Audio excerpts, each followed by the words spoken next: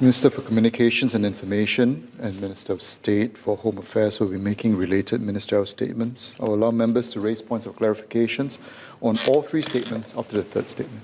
Minister Josephine Teo. Mr. Speaker, sir, scams have been around a long time.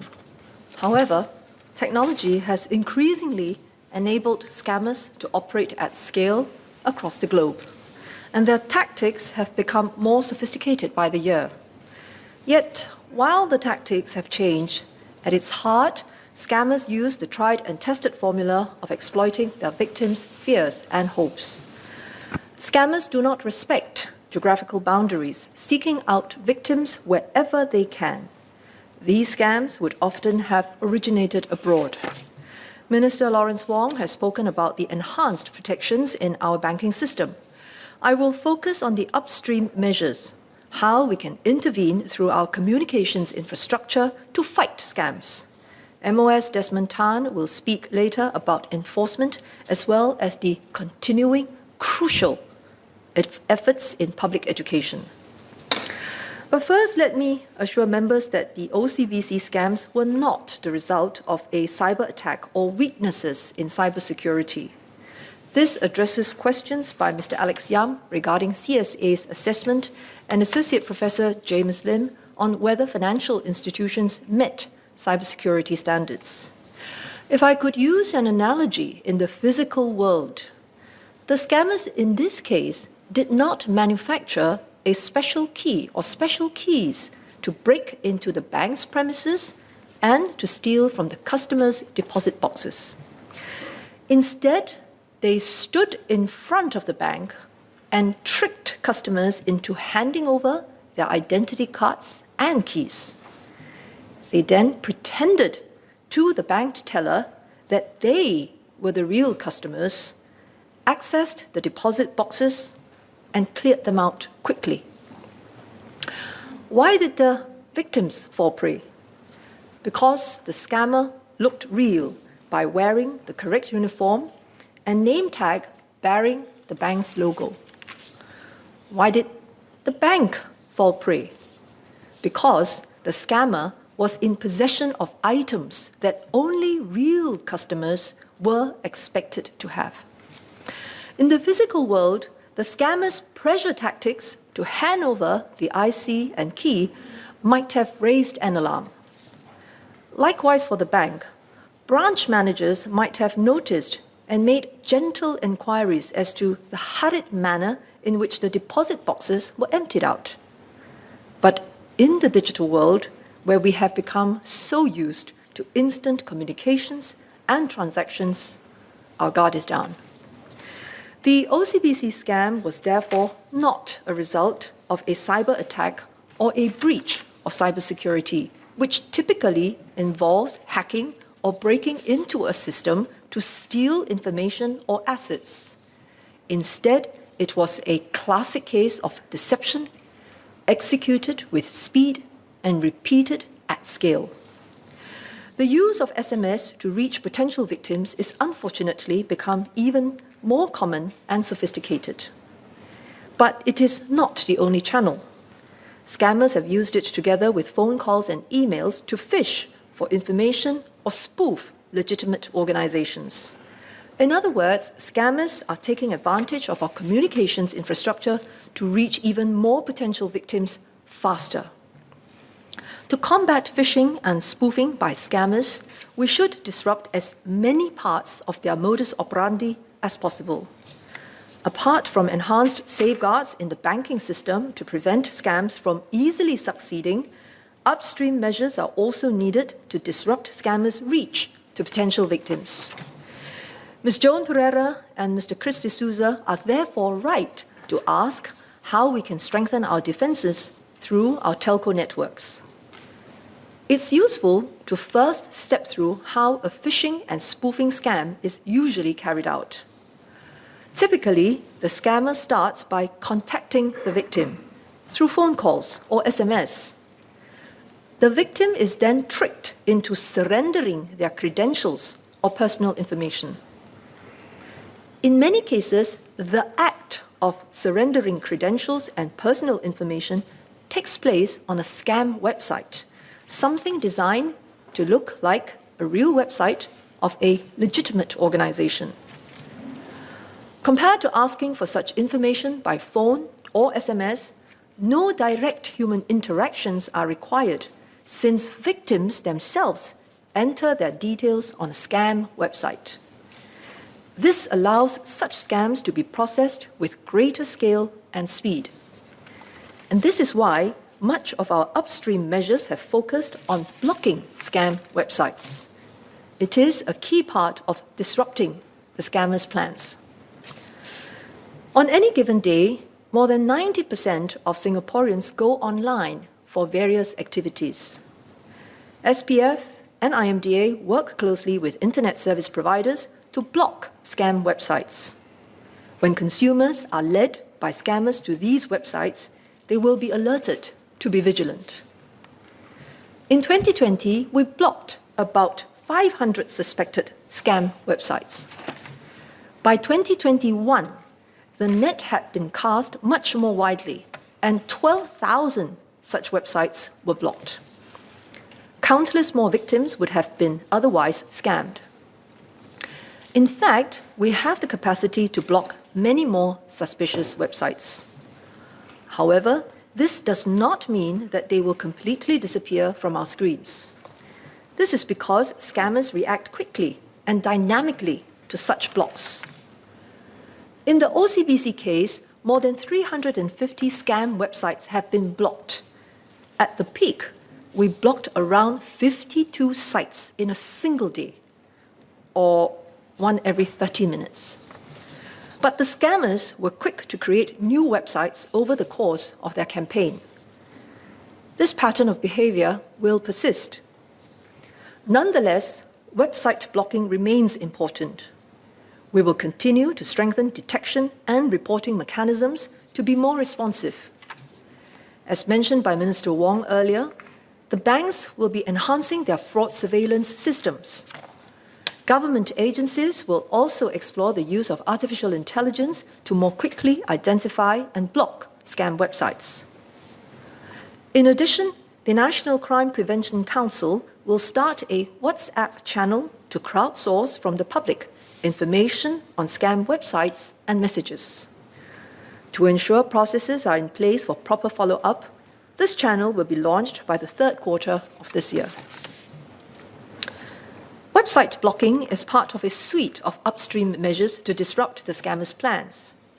But before they are lured to a scam website, victims may have been contacted by phone or SMS.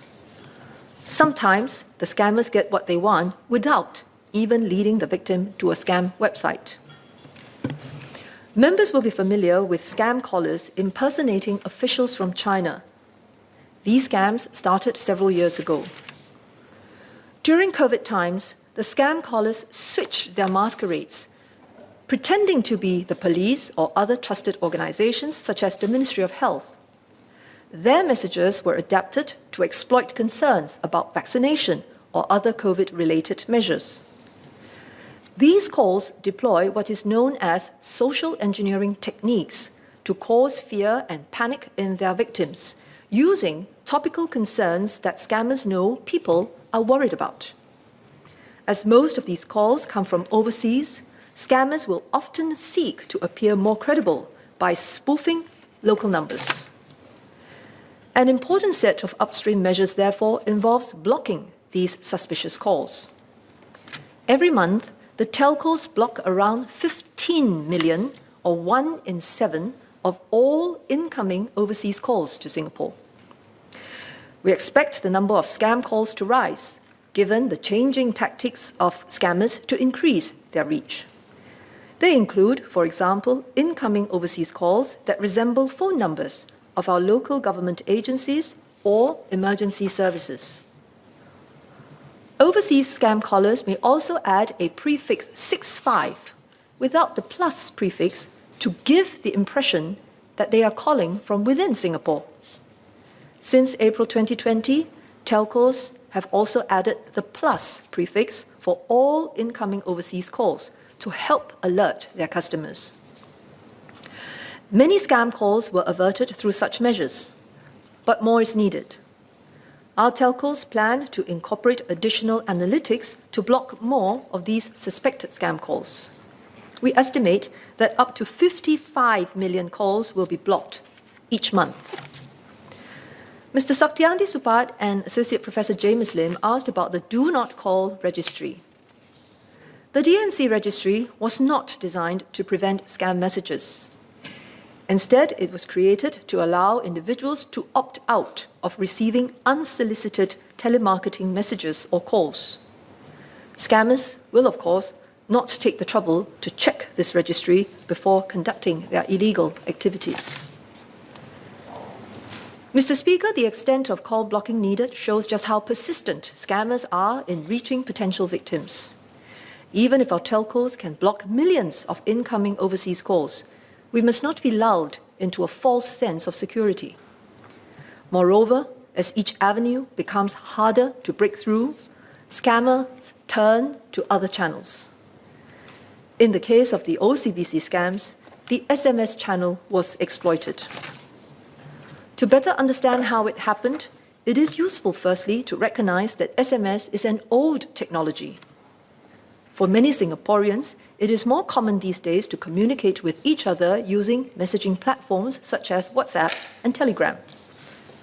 Nevertheless, SMS is still being used by many organizations because it is a cheap and convenient way to reach many customers. All handphones, whether smart or not, can receive SMS. But the SMS system was never designed for secure communications. Together with its widespread use, this makes it an attractive channel for scammers to reach potential victims. For example, legitimate senders can use an alphanumeric ID to make themselves more easily known to customers.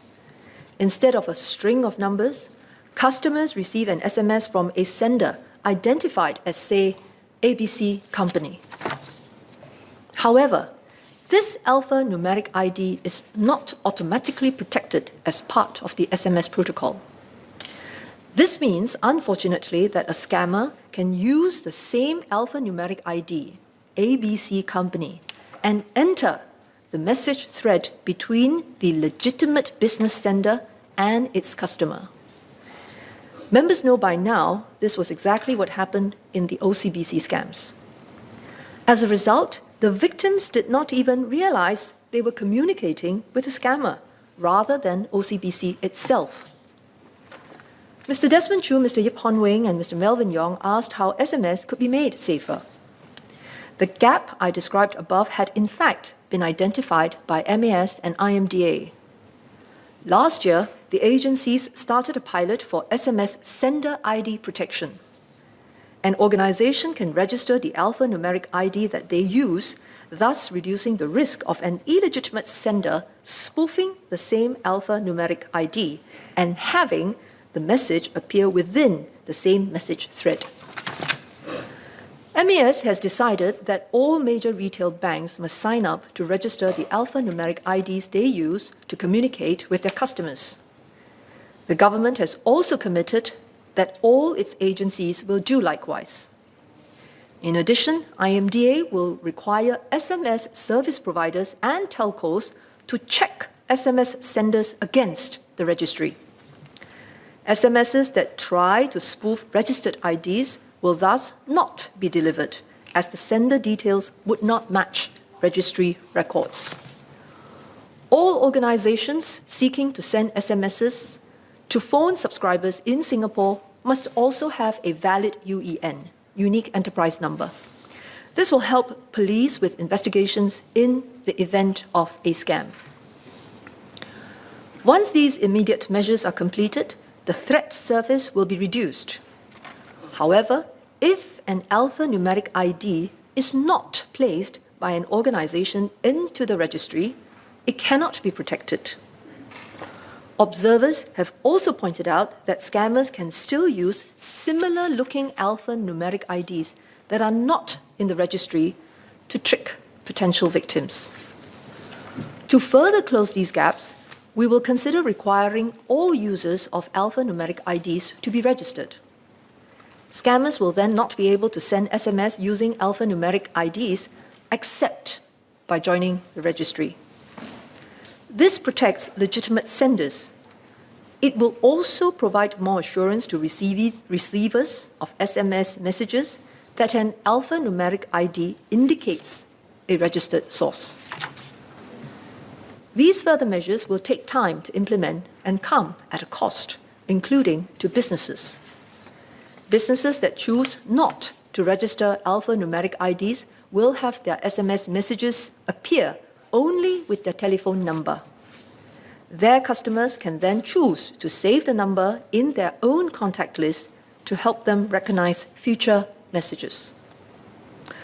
Given the implications, IMDA will study this matter carefully before deciding whether or not to mandate the registration of all alphanumeric IDs.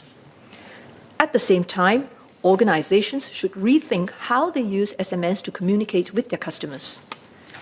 As I mentioned earlier, SMS was never meant for secure communications. Where the message contains or will lead to the transmission of sensitive, confidential information or high-value transactions, there should be more restraint. It is like our postal services.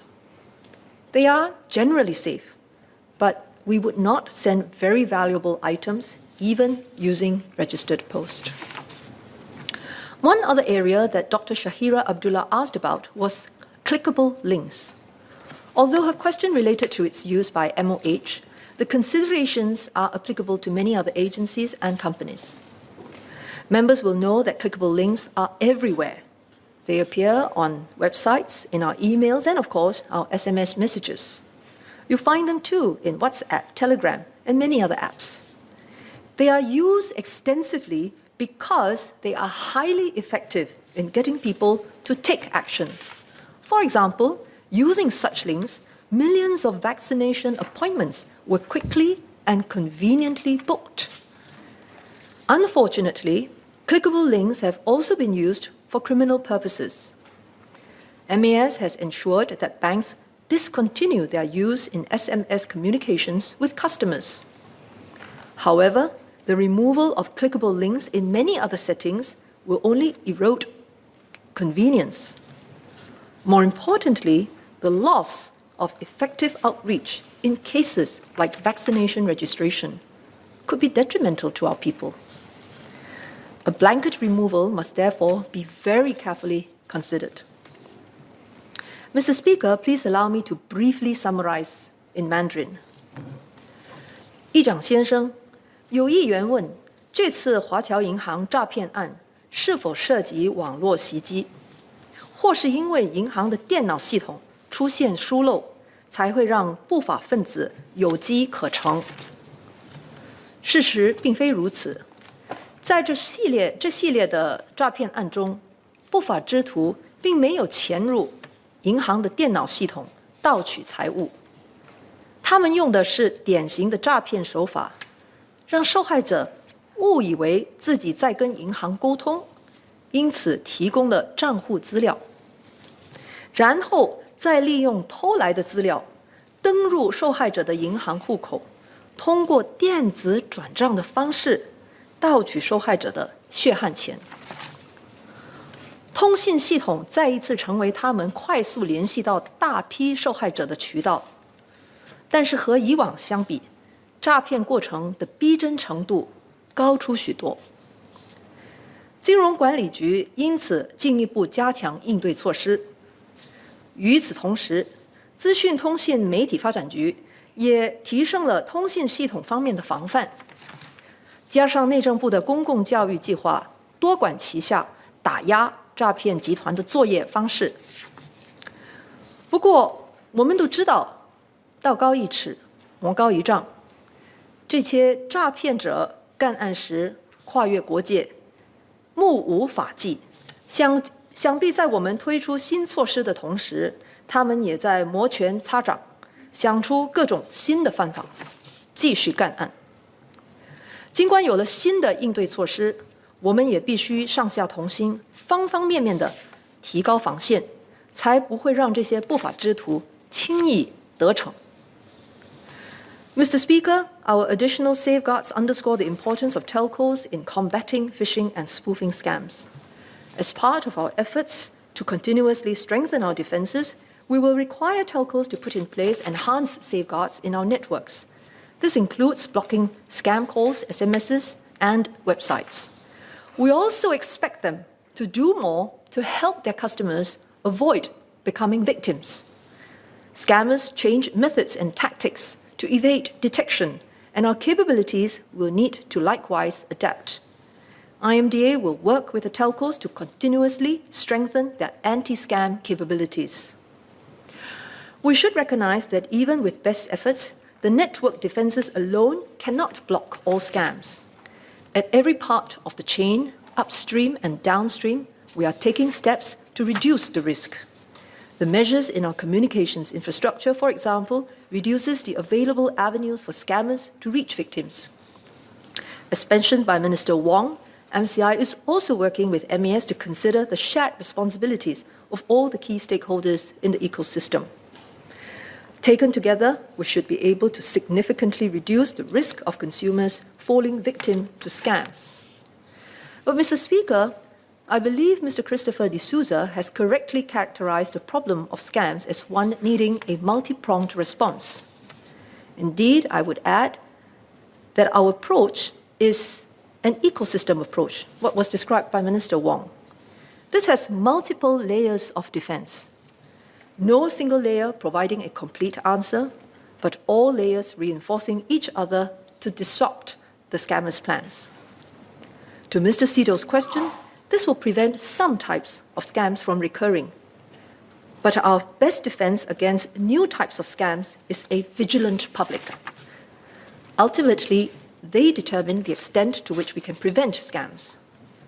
The public should therefore also arm themselves with knowledge on scams and how to protect themselves and their loved ones who might be less tech-savvy. There are tools such as Scam Shield that can help to prevent some scam calls and SMS. MOS Desmond Tan will say more on these later. At the same time, for our own long-term success as a nation, digital transformation must continue. Mr. Alex Yam is rightly concerned about the impact of these scams on digital adoption.